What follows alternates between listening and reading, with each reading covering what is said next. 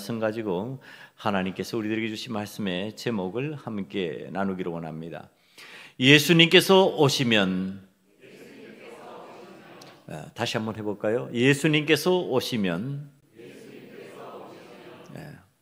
어제 주일은 예수님을 만나려면인데, 오늘 예수님을 만나서 예수님이 내 삶에 오시면 우리들이 어떠한 모습이 될 것인가, 어떤 은혜를 누려야 될 것인가, 그 내용을 하나님께서 우리들에게 알려주실 겁니다.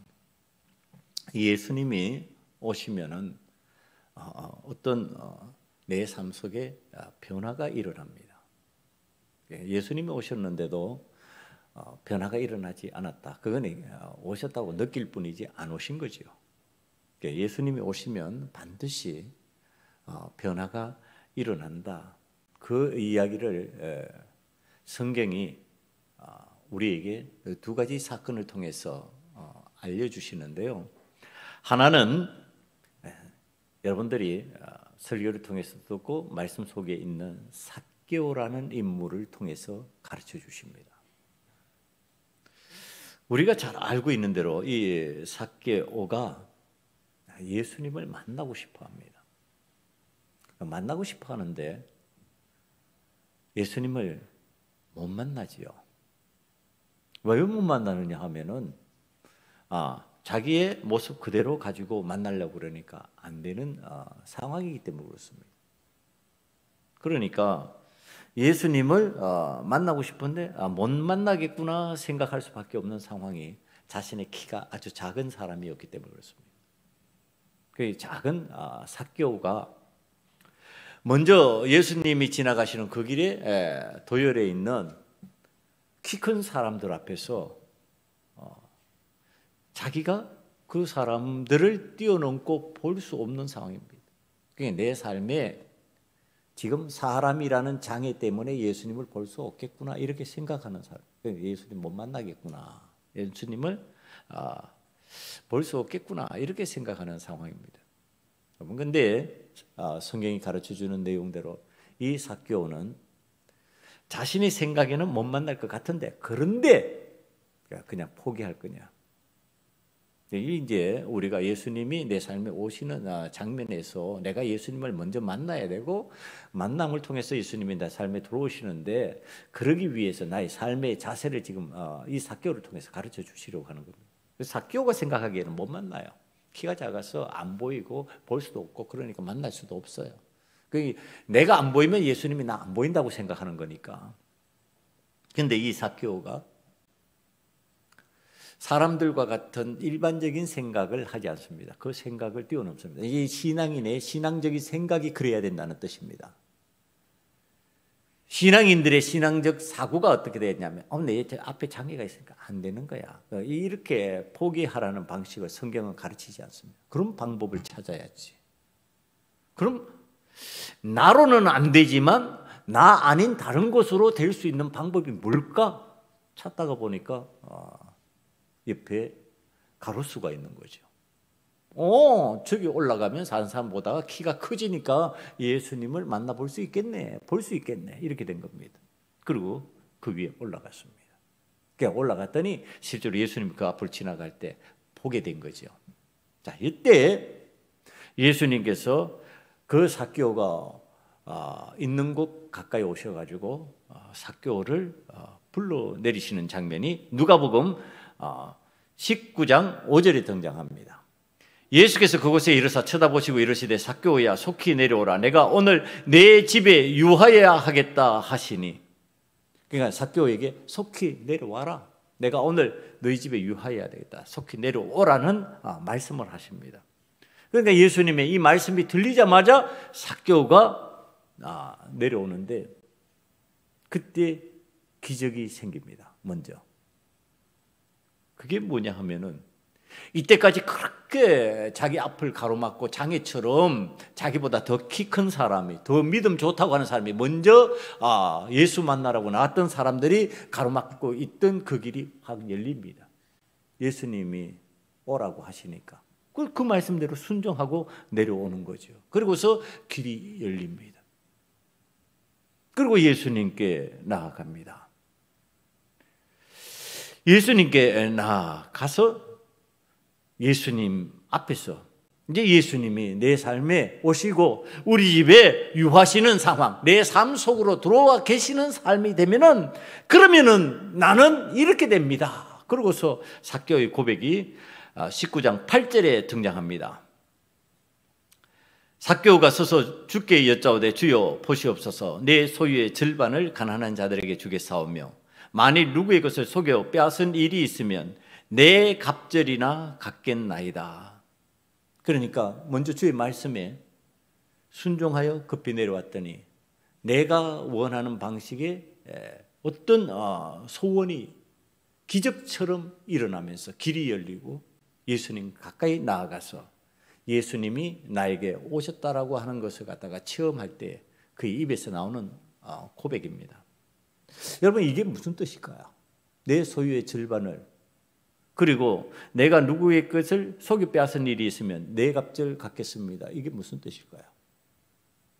지금 예수님이 내 삶 속에 오시니까 전에 내가 귀하게 여기던 거, 전에 내가 가치를 부여했던 것이 그거 별것 아니군요.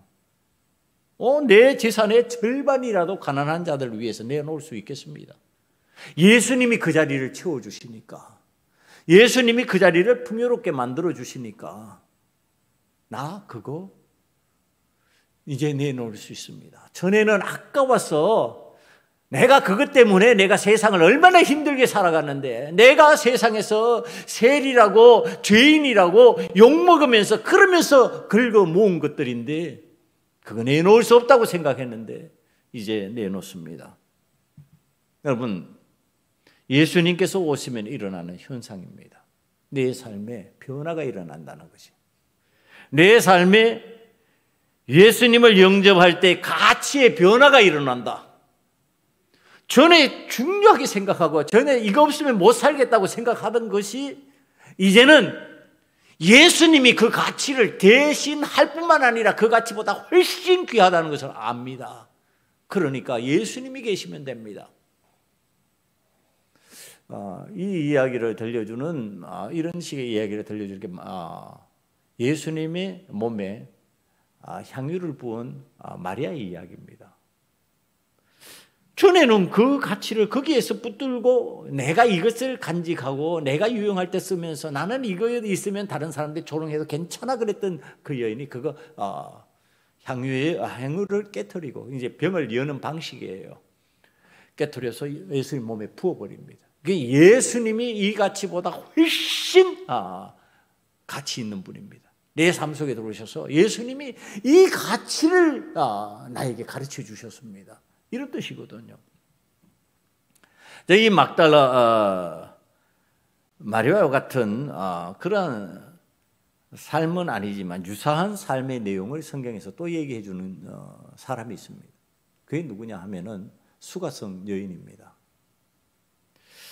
예수님이 보통 유대인이면 잘 지나가지 않는 사마리아를 지나가면서 수가성이라는 곳에 가서 우물가에 도착합니다. 거기에서 어떤 한 여인을 만납니다. 그 이야기가 요한복음 4장 7절에 등장합니다. 사마리아 여자 한 사람이 물을 기르러 왔음에 예수께서 물을 좀 달라 하시니, 예수님이 목이 마르셔서 물을 원했던 것 같습니다. 그랬더니 그 여인이 유대인이 우리들에게 이렇게 말 걸고 그러지 않는데 왜 말 걸고 나에게 물 달라고 하세요? 그랬더니 예수님께서 내가 지금 물 이야기를 하는데 너가 말하는 물은 지금 목마름을 해결하지만 내게서 나오는 내가 주는 물은 영원히 목마르지 아니한 물이다. 그러고서 예수님이 자신을 드러내십니다. 그러면서 그 여인에게 말한 게, 너 남편 5이 있었지. 그 깜짝 놀라지요. 만난 적이 없는 예수님 그 내용을 알고 계시니까. 지금 있는 남편도 네 남편이 아니니라. 뭐냐면 이 남편을 통해서 만족을 누리는 삶을 살려고 했었는데 그 내 남편 하나 갈고 또 갈고 또 갈아도 안 되더라는 얘기를 하는 겁니다. 그리고 지금 있는 남편에게조차도 너는 만족하지 못하지. 지금 예수님이 그 뜻이에요. 그러니까 너 목마름 있지. 너 삶의 목마름 있지. 그 목마름을 너의 남편으로 해결하려고 그러는데 안 되지. 지금 이 얘기예요. 그러니까 그 목마름 어떻게 해결해야 되죠? 얘기는 메시아 쪽으로 넘어갑니다. 구세주. 구세주를 모시면 이 문제가 해결될 것인데 바로 내가 그다. 그러고서 26절에 그 얘기를 합니다. 26절에 예수께서 이르시되 내게 말하는 내가 그라 하시니라. 그러니까 아하, 내가 예수님을 만났어. 그럼 금을 내게 주십시오. 금을 내가 마시고 싶습니다. 내가 영생의 물을 마시고 내가 내 삶의 목마름을 해결하고자 합니다. 내 삶의 갈증을 해결하고자 합니다. 이 여인이 예수님을 자기 삶에 모셔드립니다. 자기의 삶으로 구세주를 영접합니다. 그러고 나서 이 여인이 물동이를 버려두고 동네로 들어갔어요. 동네로 들어가가지고 내가 구세주를 만났다. 내가 영생의 물을 우리에게 주시는 그분을 만났다. 그러고 사람들에게 복음을 전합니다. 그랬더니 동네 사람들이 나와서 예수님께 나오는 장면이 있습니다. 여러분, 이게 이제 이상한 일이라고 생각할 수 있는데 전혀 평범한 이야기가 아닙니다. 그 여인이 물을 길러 온 시간은 우리 시간으로 정오입니다. 유대 땅의 정오는요, 일하지 않는 시간이에요. 사람들이 일을 하면서 다닐 수 있는 그러한 시간대가 아니에요. 강렬한 빛 때문에 그건 할 수 없는 시간이라는 거 우리가 알고 있습니다. 그럼 그 피하는 시간이죠. 그 피하는 시간에 지금 물동이를 찌고 온 사람이, 그러면 이게 뭐예요? 사람을 대면기피증이 있다는 뜻입니다. 대인기피증이 있다는 뜻이에요. 그러니까 사람을 피하는 사람이요. 사람을 만날 수 없는 사람이요. 왜? 내 삶을 다른 사람이 안다고 생각하기 때문에 그것이 거북해서 만나기를 싫어하는 사람이에요. 그런데 이 사람이 물동이를 버리고 사람들을 찾아 들어간 거예요. 동네에 들어가서 사람들에게 말하는 거죠. 변화예요. 삶의 목마름의 내용이 변화돼 버린 거예요. 갈증이 해소된 거예요. 그러니까 전에는 그 목마름을 해결하기 위해서 내가 숨어서 은밀하게 내 방식을 취했는데 이제는 드러내놓고 나 구세주 만났다. 주님 만났다. 주님이 오시면 이런 변화가 일어난다는 겁니다. 여러분, 이런 변화를 지금 마리아와 요셉을 통해서 우리들에게 어떤 방식으로 가르쳐 주려고 하실까? 우리에게 찾아오신 예수님은요, 오늘 이 마리아와 요셉에게 찾아온 예수님은 어떤 모습의 예수님입니까? 어린 아이의 모습이에요. 어린 아기의 모습. 어린 아기의 모습으로 오늘 찾아오셨어요. 그 찾아오신 아기를 지금 베들레헴 말구유에서 보호하면서 동방박사가 와서 경배하고 목자들이 와서 경배하고 그러면서 진짜 구세주가 맞으시구나, 그런 상황입니다. 그런데 여러분, 지금 경배하고 찾아오고 이러니까 이게 기쁜 일이 되고 감사한 일이 되고 행복한 일이 되고 진짜 구세주가 맞구나 하고 진실을 확인하는 자리가 돼야 되는데요. 지금 말씀이 어떻게 들리냐면은 13절을 보니까 주의 사자가 요셉에게 현몽하여 이르되 헤롯이 아기를 찾아 죽이려 하니 일어나 아기와 그의 어머니를 데리고 애굽으로 피하라고 말합니다. 피하라, 일어나서 피하라.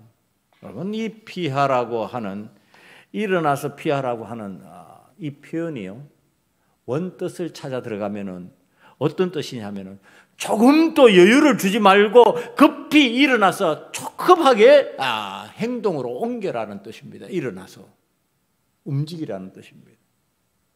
그러니까 아니 내 삶에 예수님이 오셔서 사람들이 경배하고 기뻐하고 감사하면서 행복해야 될 순간에 조급하게 일어나서 피해야 되는 삶이 되어버린다고 하는 거.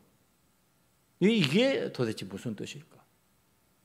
예수님이 오면은 내가 지금 머물러 있는 현장에서 더 많은 사람들이 찾아와 더 많은 사람들이 행복해하고 기뻐하고 감사하고 그것 때문에 좋아서 어쩔 줄을 몰라야 되는데 불안해서 도망하는 것처럼 지금 상황을 만들어 버리시는 하나님의 뜻이 도대체 뭐냐는 거예요. 아니 아기를 죽이려고 그러면은 아기를 죽이려고 하는 그를 하나님이 죽이시면 되지. 왜 그를 죽이시지 아니하시고 왜 아기 예수를 그 아기 예수를 모신 사람들을 지금 피하라고 그러냐는 거예요.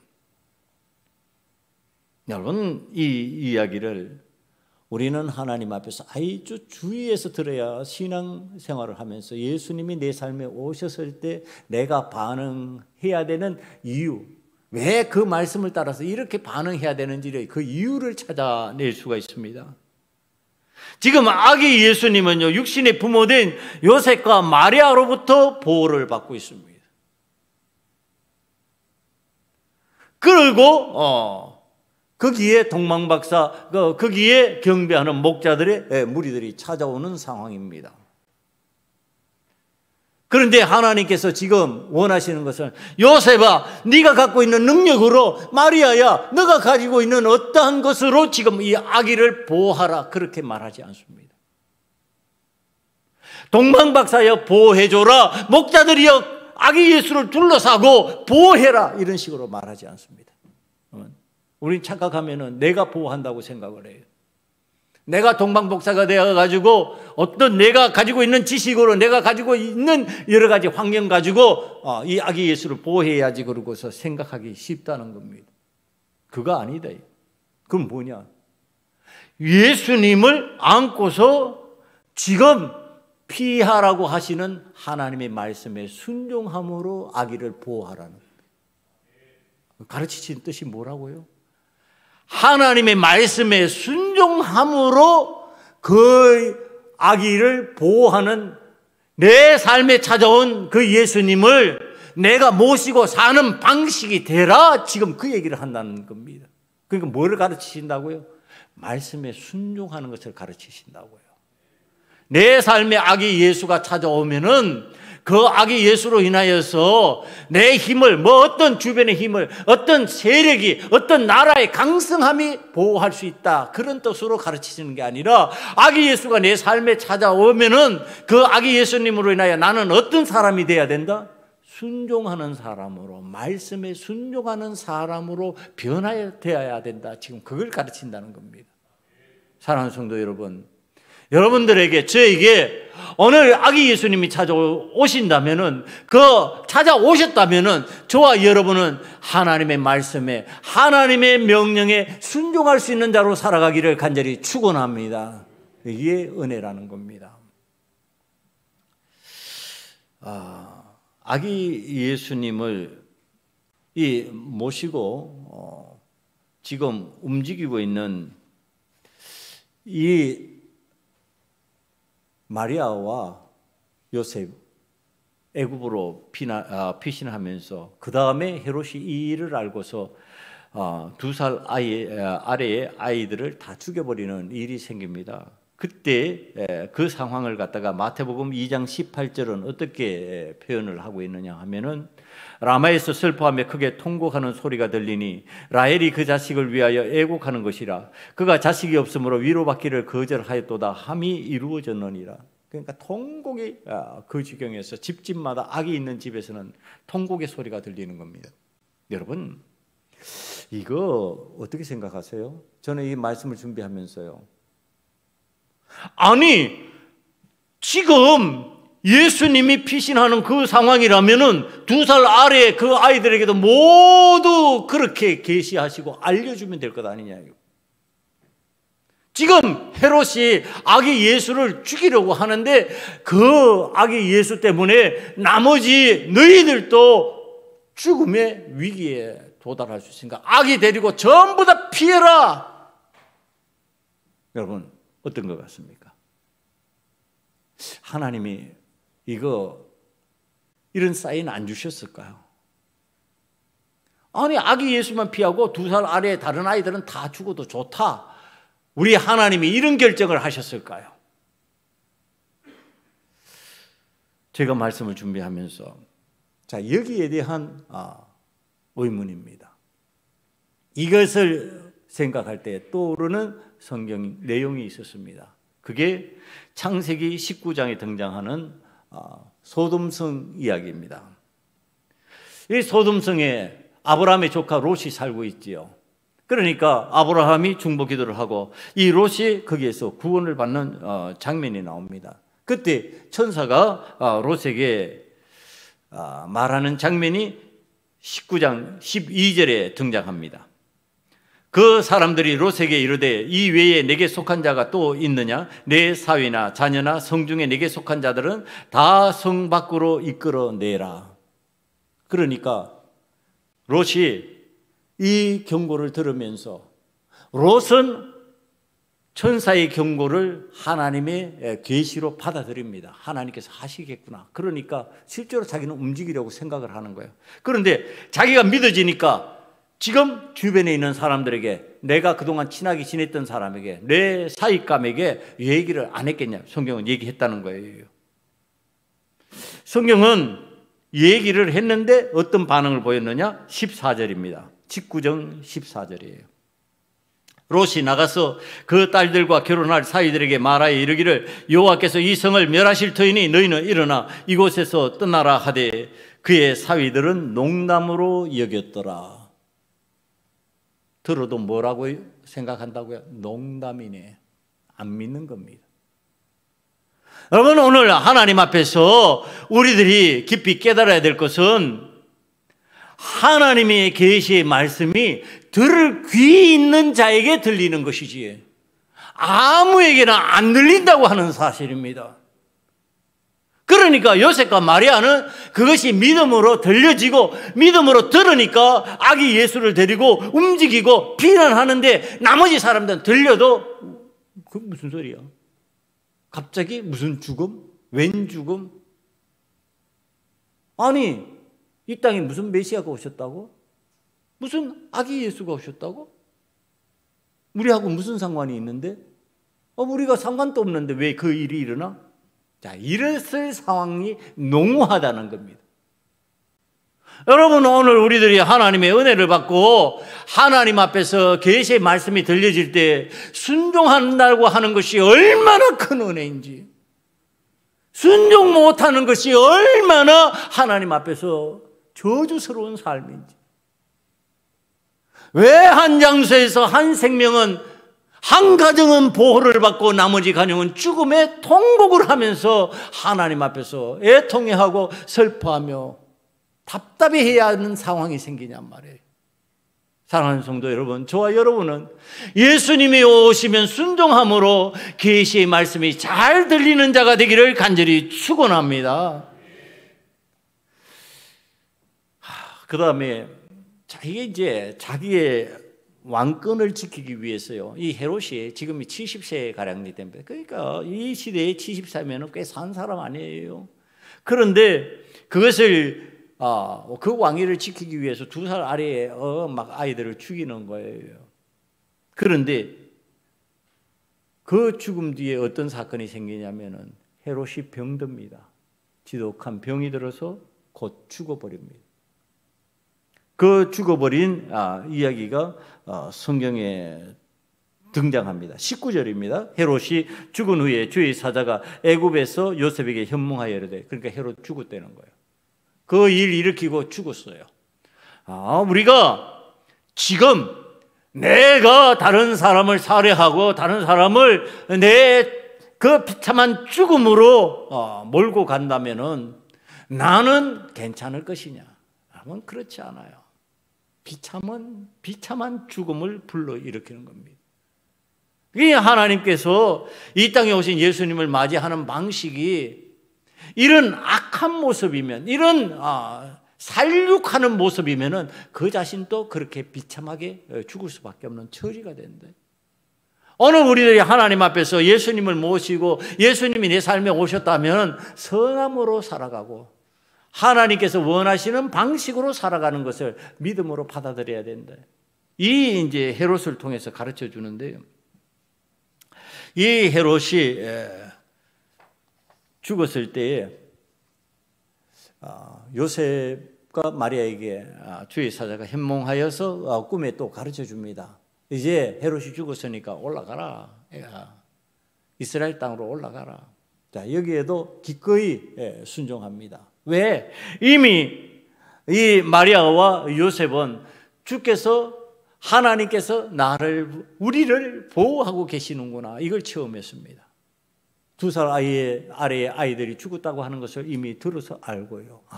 과연 나를 계시의 말씀을 따라서 순종해 나가면 나를 보호해 주시는구나. 나를 지키시는구나. 그걸 깨달은 거예요. 그러니까 오늘도 다시 올라가라 그러면 올라가야지. 이제 순종하는 마음이 잘 생긴 겁니다. 지금 이스라엘로 올라가는 정황이 됩니다. 이스라엘로 올라가는데 그 다음에 걱정거리가 또 생깁니다. 어떤 걱정거리가 생겼느냐? 그의 아들이 아켈라오라고 하는 사람이 아버지의 뒤를 이어서 그 지경의 왕이 되었어요. 그런데 이 아켈라오라고 하는 사람이 어떠냐면은 무능한 통치자인데요, 무차별 학살자로서 사람을 또 많이 죽인 사람으로 평판이 나 있는 사람입니다. 그래서 로마에서도 이 왕으로 놔두면 안 되겠다. 그래서 AD 6년에 얼마 되지 않아 가지고 폐위가 되어버린 사람이에요. 그게 어떻게 해요? 지금 올라가라 그러는데 올라가려고 그러는데 보니까 그 아버지 못지않는 악한 사람이에요. 이거 위험한데? 그래서 이 요셉과 마리아가 결국은 나사렛으로 들어갑니다. 피합니다. 나사렛으로 피합니다. 그의 어떤 영향력이 없는 장소로 들어가는데 이 나사렛은 요셉과 마리아가 살던 장소입니다. 왜 성경이 이 이야기를 할까요? 처음에 이 마리아와 요셉이 올라간다면 어디로 올라가려고 생각을 했을까요? 예루살렘 성 근처, 적어도 베들레헴 정도 가까운 지경, 이런 곳으로 올라가려고 생각을 했을 겁니다. 이게 뭐냐면 아이를 키우기에, 이 아이를 육성하기에 좋은 장소. 요즘 우리 표현으로 하면 서울로 보내자요. 서울로 데려가면 학교도 많고 아이 키울 수 있는 좋은 환경도 많고 그가 누릴 수 있는 게, 배울 수 있는 지식의 폭도 넓어지니까 글로 가서 키우자 이럴 수 있는데 그거 포기하는 겁니다. 그거 내려놓습니다. 그러면서 방향이 어디로 틀어져 있느냐?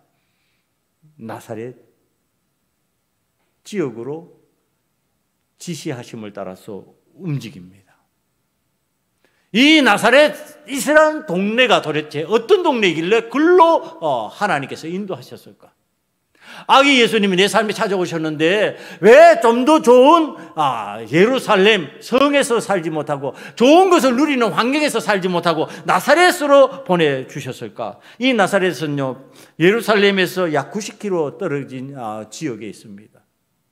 그런데 이 지역은 어떤 지역이냐 하면은요, 경제적으로도 빈약해요. 먹거리도 많이 생기지 않는 지역이에요. 땅이 척박하고 산이 많고, 그러니까 먹고 살기 힘든 지역이에요. 그런데 거기서 예수님이 자라나도록 하셨다. 지금 예수님이 내 삶에 찾아오셨는데 지금 예수님과 함께 움직여야 하는 요셉과 마리아도 자연히 예수님으로 말미암아 척박한 땅, 별 볼 일 없는 나사렛으로 들어간 겁니다. 이 나사렛은요, 어떤 지역인지 성경이 설명해 주는 내용이 있습니다. 요한복음 1장 46절에서 등장하는 내용이에요. 이 나다나엘이라고 하는 사람이 친구로부터 나사렛 예수를 우리가 만났다. 그가 구세주다. 그러니까 지금 하는 얘기입니다. 나다나엘이 이르되 나사렛에서 무슨 선한 것이 날 수 있느냐? 나사렛 그 동네에서 무슨 대단한 것이 날 수 있느냐? 별 볼 일 없는 동네 아니야. 그 척박한 땅, 그 빈곤의 땅, 거기에서 무슨 대단한 구세주가 나올 수 있느냐? 예, 조롱받는 땅이에요. 사람들이 멸시하고 천대하면서 그 지역 사람, 아이고 별 볼 일 없어, 지금 그렇게 말하는 상황이에요. 그런데 예수님이 거기서 자라는 거예요. 그리고 예수님은 나사렛 예수라는 별칭이 붙습니다. 나사렛에서 자라난 예수님. 여러분, 오늘 우리들의 삶에서 세상적인 환경과 조건과 상황을 볼 때는 사람들이 손가락질하면서 거기에서 무슨 대단한 것이, 그 모임에서, 그 집단에서, 그 교회에서 무슨 대단한 것이 날 수 있겠느냐? 하지만은 하나님께서 우리 예수님으로 말미암아 위대한 역사를 이루어 가신다고 하는 사실이 저와 여러분이 믿을 수만 있다면은, 그 믿음으로 말미암아 오늘 우리들에게 참 예수님이 오시는 행복을 누릴 수 있는 삶이 찾아오게 될 줄 믿습니다. 여러분, 그거예요. 예수님이 오시면 일어나는 일이에요. 예수님이 오시면 예루살렘으로 들어가가지고 왕궁으로 들어가가지고 무슨 대단한 권력을 누리고 무슨 부귀 영화를 누리면서 세상 제일 가는 갑부가 되고 그런 식이 아니에요. 척박한 곳인데 그곳에서 행복한 거예요. 별 볼 일 없는 것 같아 보이는데 그곳에서 은혜를 받는 거예요. 그곳에서 믿음이 왕성해지고 그곳에서 장성하여서 이 땅에서 예수님이 공생애의 사역을 감당할 수 있는 기초를 쌓고 있는 거예요. 여러분, 오늘 위대한 일이 우리 예수님이 오시는 삶 속에서 이루어진다고 하는, 그건 장소의 문제도 아니고 내가 살아가는 환경의 문제도 아니고 조건의 문제도 아니라고 하는 사실을 오늘 저와 여러분에게 가르쳐 주셨으니까 그 변화가 저와 여러분에게 임하는 놀라운 역사가 나타나기를 간절히 축원합니다. 이 시간에 기도하겠습니다. 주님 오심으로 말미암아 내 삶에 변화가 일어나기를 원합니다. 내가 주님 모시고 어디에서든지 참 그리스도인으로 살아갈 수 있는 은혜가 임하게 해달라고 이 시간에 다 같이 통성으로 기도드리겠습니다. 아버지 하나님, 우리 주님 모시고 참 그리스도인으로 살아가기를 원합니다. 장소의 문제도 아니고 환경의 문제도 아니고 조건의 문제도 아니라는 것을 알고 있습니다. 이제 우리 예수님 때문에, 예수님으로 말미암아 참 기쁨을 누리고 행복을 누리고 내가 순종하는 자가 되어서 하나님의 말씀을 따라 살아가다가 그곳에서 복을 누리게 된다고 하는 사실을 가르쳐 주셨으니 그 은혜 체험하게 만들어 주시옵소서. 아버지 하나님, 우리가 예수님을 내 삶 속에 모시는, 예수님이 오시는 은혜를 체험하고 있다면 하나님 앞에서 놀라운 변화를 체험하는 자가 되기를 원합니다. 주님의 말씀에 기꺼이 순종하는 자가 되게 만들어 주시고 인간의 조건과 환경과 상황을 염려하고 근심하는 것이 아니라 하나님이 지시하신 곳에서 믿음의 역사를 이루며 위대한 하나님의 사람으로 살아갈 수 있는 변화가 나타나게 만들어 주시옵소서. 예수님 이름으로 감사하며 기도드리옵나이다. 아멘.